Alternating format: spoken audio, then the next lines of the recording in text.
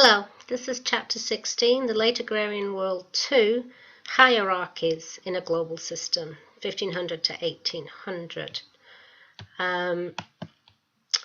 Let's begin with the points of framing the argument. This is the most important thing that you have to concentrate on as you read the chapter, because these are the points that the chapter is trying to make. Okay, so we'll have specific examples, but don't get lost in the morass of specific examples and miss the point of the argument. So the argument here is threefold, and this chapter looks at the challenges that hierarchies faced in managing their own societies, their intersections with the network, and their competition with other hierarchies. So three things there: how they controlled their own societies, their own people, how their own people intersected with the network, and how they competed with other states.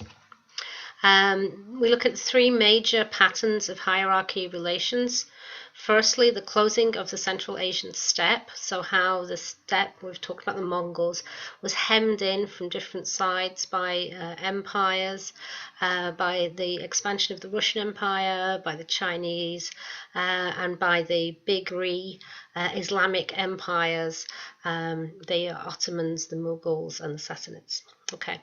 Then we'll look at warring states, different warring states, Japan, Europe, and in West Africa, and maritime empires, specifically concentrating on the Indian Ocean world and the Atlantic Ocean world. And then finally, we'll have a think about the maturity of late agrarian systems of hierarchies. You'll notice, or you should have noticed in this course already, that Murillo doesn't use the word medieval very often, even though we're still maybe in the medieval going into the early modern period, and last week's Issues in Doing World History talked about the kind of inappropriate of early modern period. We're still in the late agrarian system, but there's nothing middle about this at all. This is a very central and crucial area of development that leads us into the developments of the modern period. Okay. So let's have this is the map of the places that we'll be looking at in this class, and you can see this is the steppe, and you can really see this sort of hemming in of the steppe going on quite literally here with China, and let's go back, with China and Russia and these three Islamic empires. And the other places we'll talk about are the European places and the development of overseas empires by some of these European powers. So let's have a think about where we're going to end up with this class, and that's thinking about the primary sources. So first, the first primary sources we have, and I'm sorry, I'm looking away, I'm looking at my notes here, is Jahangir's memoirs, and he's the ruler of the Mughal Empire here, the Mughal Empire, and he's the grandson, the son of Akbar, who's a very famous Mughal Empire emperor, famous for his religious toleration. And so these are Jahangir's thoughts on art and culture and religion, what we're going to read. And then we're moving to China, the Manchu emperor Kangxi, who expanded China to its greatest territorial extent. And he talks about global trade networks and the position of neighbors, merchants, and foreign relations.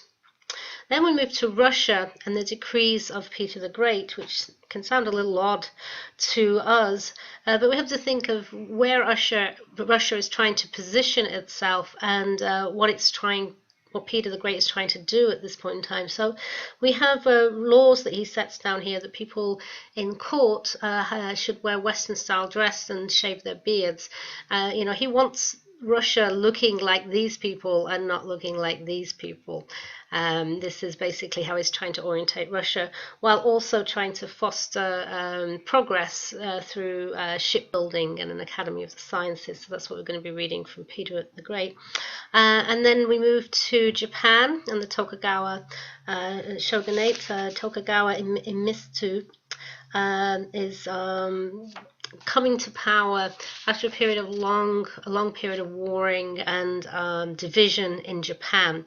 So his framework is to look at the unity of Japan, and this helps to explain in some ways the intolerance that they have for foreign influence. And one of the things that Tokugawa is particularly hot against is the spread of Christianity, which is an outside foreign influence, which he thinks will disrupt the peace that the newly unified Japan has finally found. Then we move to Europe, and to Europe in the period of the 30 Years' War. Europe is not having an easy time of it in this period. 1618 to 1648 is the 30 Years' War, which sucked in most of Central Europe. And Simplicius really sort of characterizes a lot of the terrible things about war in general. He's kidnapped at age 10 by mercenaries and is forced to become a soldier. And we should sort of think a little bit while we're reading this about the plight of child soldiers in today's world. He becomes an educated man, a servant of the Bishop of Strasbourg. And this particular section of Simplicius's book shows how he views hierarchy from the bottom, so it's a very interesting view. And then finally we move to West Africa and how the ruler of the Congo thinks about his contact with Europe, and particularly with the Portuguese, and he is not resistant to Christianity, has taken on board Christianity, but doesn't want some of the other sort of more capitalistic elements of Portuguese economy. Is particularly concerned about land ownership and about the Congolese keeping control of slavery under Congolese law. Okay, so those are the readings for today, how they fit geographically. As you go through, there are two principles and patterns to notice. Again, these are things that crop up and you can generally take them to the bank.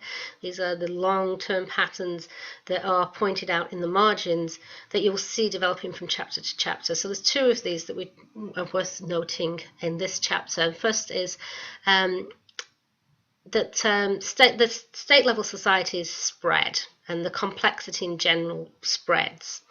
It's slow, it's erratic, it's not in any way teleological, it's not just, everybody surging forward towards progress, but it is nonetheless a consistent trend in world history. And then when we think about the traditional agrarian pyramid, with the king or the emperor sat on top and the elites and the peasants, what we usually see is this congruence between the formal state power and informal social power. The exception to this being the Islamic hierarchies, which you can see have this class at the top, and then the hierarchy kind of sat off to the side, and the class at the top are the Islamic scholars. Okay, and then finally, I want to have a pause and have a think about the issues in doing world history idea, and the idea of this military revolution, and this is an idea that Murillo disagrees with, and I do too, by the way. And this is a theory that the military revolution laid the foundations for the development of European states, that in the need for more and more guns and other arguments use cannon, the European military needed larger and larger armies, and this cost more, so led to better run states, and this was the foundation of modern states. And these improved gunpowder armies gave Europeans the advantage and allowed for these massive colonial empires that we're going to start seeing developing. Sounds pretty reasonable, and a lot of historical theories like this do sound pretty reasonable, but it is a theory, and that's how history is built, that's how history is developed. You may be used to sort of being given a bunch of facts and having your knowledge of those facts tested. History is not really like that when you get to a professional level, and hopefully this course is starting to show you this. You need to think and try to find the pattern, and in some ways this pattern is not quite right, and there are some problems with this. Firstly, that these weapons, these guns or cannons, were not necessarily the basis for bigger armies. These weapons do appear in other places where, like Africa, where then they don't become the basis of bigger armies. Instead, they tend to be used in more guerrilla type warfare. And then if we take Japan, for an example, they developed bigger armies without having the guns or the cannons. So on both these fronts, the theory is refuted. And moreover, there's no real evidence that Europe was in any way getting the upper hand, at least up until 1700. And we'll look at these few slides here. This is a European cannon. This is the Ottoman cannon. This is a drawing of the Mughal cannon, and this is a Ming cannon. Everybody has cannons, so there's no real thing to say that the Europeans have them and this is an advantage. So 1700, this is long after the beginning of the development of gunpowder warfare by 300 years or so, but it has really taken off by this time. But there's nothing to say that European armies really had this great advantage. And we should look at locating the emergence of European imperial dominance in a later period. And particularly going into the Industrial Revolution. We shouldn't try to slide together the American conquests of the 15th and 16th century into the African conquests, which generally take place in the 19th century. In the first set of American conquest, the primary weapon was inadvertent in some ways. It was disease. Smallpox, for example, reduces the population of Mexico from 25 million to 1 million. Okay, that's something that no gun warfare can do. And when we think about the later African conquests, the primary weapons there were, and these happened in the 19th century, Gatling gun, which is an early machine gun, the telegraph, the railways, and quinine, which is a drug which helps Europeans not suffer from malaria too badly. So with that sort of four things, machine guns, telegraph, railways, and quinine, that was what helped Europeans take Africa. And we're talking about a much later period than this earlier period of conquest. So it's important not to slide these two things together and read European imperialism as a sort of natural outpouring, and take a look at what's happening in 1600, what's happening in 1700, what's happening in 1800 as different things, and not sort of use the hindsight and look back and read on to the past things that aren't actually there. Okay, so let's take a very, very quick look, and I will try to be brief, at what this chapter is going to talk about. Okay, so global systems, states and societies. The Graban rulers in this period faced two major challenges. First, creating a unified elite, and then trying to tie that elite and the state to the mass of people across the Great Cultural Divide. And we look at several examples of how this is done. And in some ways, it's about creating legitimacy. So we look here at the Qianlong Emperor, the fourth emperor of Manchu Qing dynasty in China, and yellow is this imperial color. This is a legitimate emperor. He looks every inch the Chinese emperor in yellow, even though he's a bit of a newcomer. Okay, so this is a screen image of legitimacy, and this is one way to look at these challenges of building up an elite and then tying it across the Great Cultural Divide to the masses.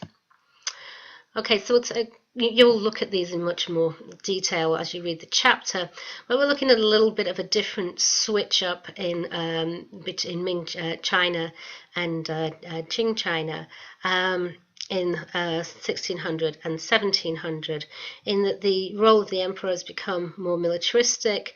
The Manchu elite has a militaristic element to it as well, and as a sort of separate elite stuck off to the side is the 8th Banner Army, which you'll be reading about. And while Confucianism still informs the cultural screens of both of these empires, in the first, Chinese identity is what's trying to keep Ming China together, and with Qing China, we're looking at more at imperial strength. Okay, so another screen image of legitimacy that we're looking at here is the Hagia Sophia, the church that Justinian, the Byzantine emperor, built in Constantinople in the 6th century, which the Ottomans convert into a mosque. So you can imagine it without the minarets. You can take these out. That would have what Justinian's church would have looked like, and then with minarets. It's an absolutely fabulous place. It's now a World Heritage Site and not used for religious worship anymore, but the Christian mosaics inside coexist with the Islamic calligraphy. Okay, so if we're looking at Islam, as we've said very briefly before, this ulema class of educated Muslim legal scholars is theoretically the head of the Islamic State, because everyone's equal. But there is also a hierarchy, and what we're looking at in this post-850 period is the hierarchy of usually slave soldiers, with the caliph or the sultan or the emir sat on top. As we move into the Ottoman Empire, you can see it's become a little different. The ulema is still there, and the hierarchy is now quasi-military, quasi-religious in terms of the sultan, and then you have a quasi-scribal, quasi-military elite with a little harem tucked at the back there, but still actually quite influential in the underground of how things are run in the Islamic State. Okay, and then European hierarchies, and we can see quite a lot of difference. So in Spain, we have this standard hierarchy, but also the papacy being very involved at the top. You can see mercenaries with soldiers all the way down the side from every level, and these come to include those conquistadors who go over to the Americas. Venice, merchant city-state, it has the Doge on top, and that's an elected office, and the great merchants, sort of a heavy hierarchy on top, squishing down the other people, because these merchants have the power and the wealth. They create the oligarchy that runs Venice. Important section of navy, which is where Venice gets its muscle. And France, similarly to Spain, but the papacy is kind of more off to the side and not directly connected. And then you have this cancerous tumor of the merchant class, sort of not quite comfortably kept within this. All right, next. Hierarchies and networks. As we saw in chapter 15, states reacted to networks with various regulatory measures, and the point of this was to try to limit or harness foreign contact. And we have two extreme examples: the great Asian empires that were powerful enough to try to limit merchant mobility, and right on the other end of the sort of spectrum of power, you have places like the countries of northwestern Europe, which form state-private partnerships to try to deal with the same issue, but they're trying to get something out of this. They're trying to plug into these networks more, whereas the richer places are trying to limit the networks. And some images here of these cross-cultural networks, these Iroquois people trading with the French. The states at this point in time are intelligible to each other. There's not parity. There is this idea of a hierarchy of hierarchies, so an emperor is above a king, etc., which leads to all kinds of problems in the 19th century. But they at least understand each other, and different things are going on so that states can more formally understand how to interact. So there's these great mapping projects, and there's these ways that status is enacted. But this is all taking place within the limits of low production and slow contact, slow communications. Then the chapter goes on to look at the closing off the steppe, as I intimated before, surrounded by the Islamic Big Three, China and Russia. We look at the warring states, Europe, Japan and West Africa, and the maritime worlds of the Asian trade empires and the American worlds. This is the screen images of these maps from different places, which you should look at more carefully in the book. And identity, this golden jewel-encrusted water container from the Ottoman period, made in the shape of a traditional steppe canteen.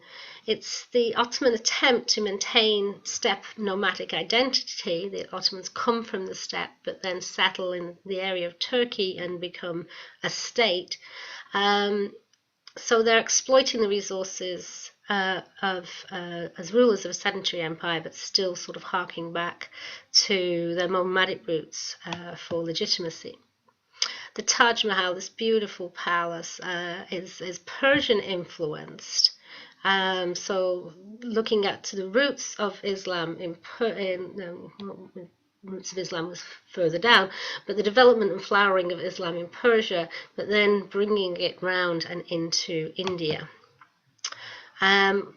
Thinking of the warring states, we have two contrasting slides here. These Dutch pikemen, this is a drill book that people would follow to drill their soldiers. And then the Japanese lower class soldiers, the Asisgaro, wielding muskets. So these are images from the warring states. Maritime states, the European involvement in the Asian, the East Indian, the Indian Ocean markets. This is a Dutch coffee plantation in Indonesia. And this is the interaction of racial hierarchies in South America, where Spanish and Portuguese men went over to the New World, but very often not women. So they produced children with the African slaves or with the indigenous populations, and they had this whole weird hierarchy of how this mix resulted in children that they were called by different names depending on the mix. So in the end, the conclusion of this chapter is to say that we're looking at a developed late agrarian world from the point of view of networked hierarchies. This world is plugged together. This is a period that was reaching its maturity, still constrained by low production and slow communication. Power was only generated by wind, water, or muscle. But everything that we've seen developing from maybe the year 1000 onwards is starting by the end of our period in 1700 to come to maturity. And this is sort of seeing it as the end of that rather than the beginning of something else is a different way of looking at history. No one hierarchy predominated. This is a polycentric system at different centers of power. And one thing that's striking about this late agrarian period is that the wealthiest country was no more than 2 times wealthy than the poorest country. And if you think about what those statistics are today, you can might times that by 100 or more. So this is a profound change that's taken place since 1700, that the wealthy have got so much wealthier and the poorest countries have got so much poorer. That's a theme that we're going to talk about a lot in this class. States are still into social control, but the relationship between states and states is at least operating within a framework of understanding, so that each state recognizes the legitimacy of other states, even as they start to think about colonizing. Okay, that's it. Sorry, this was 25 minutes. I was really trying to get it under 15 minutes, but there's so much to talk about. Okay, thank you.